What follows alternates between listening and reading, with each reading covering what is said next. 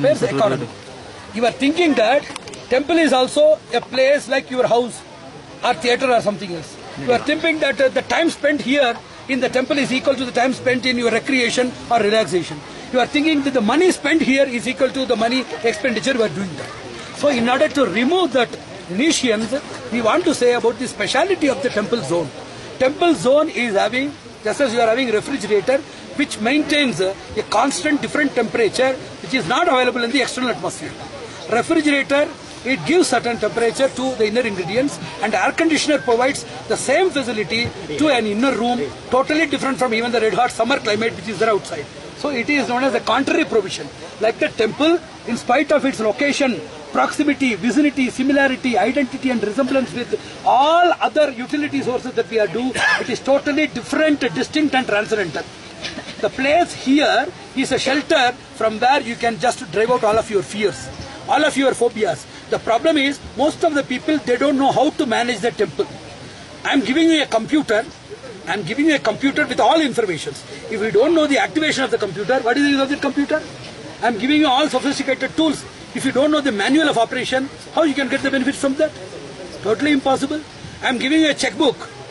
If you don't know what the provisions of drawing or the methodology of drawing the money from the bank, you don't know the location, you don't know the approachability and other things, how you can get money from the bank?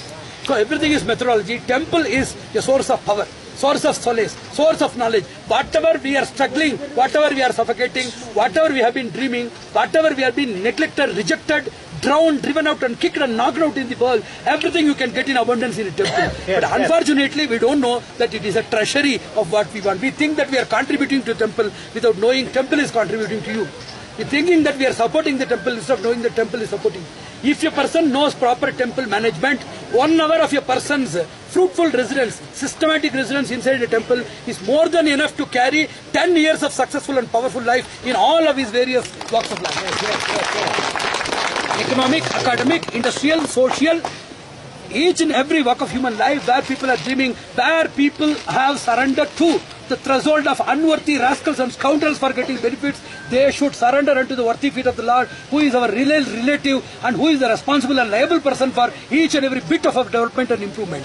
So we should understand the greatness, the simplicity, supremacy and benevolence that is there within the Lord, and see how we can be fortunate enough to be a proper receptor of His mercy, for which He has been already a bounteous reservoir. So we should understand how to get that. How to get that.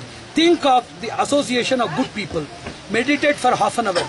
Discuss about the temple and the development. You are traveling to the temple for at least 2 days. Going back, you will be traveling for 2 days. You are inside the temple just for 2 or 3 hours. Within this time frame, how much you have thought about God? How much you have thought about your divine unity? How much you have thought about your faults and rectification? How much you have thought about your clandestine nature and falsity? How much we have thought about your reforms and renaissance? It is not there. So take a proper guide, take a proper manual methodology and see that each and every foot that we are making towards the temple is nothing but a charger. There was a scientist, he is an energy scientist, he is very famous for energy parsimony. Whenever you open the door, immediately there will be a link to the energy charger. If you open the door, there will be energy charge in the battery. If somebody walks, there are a lot of small receivers kept inside the floor. If you walk inside the house, you walk, then the visitors walk, even they walk inside the house, everything will be charging the battery, which is activating all the solar panels, so that the person's electricity or energy need is highly, it is provided by all of these external energy management. So a person who is a good energy saver converts each and every inch of movement or motion by closing the door, opening the door, taking something, placing something, walking, knocking, riding, running, everything is converted into energy. Like that, we should be a clever and prudent authority of energy conservation, reservation, application.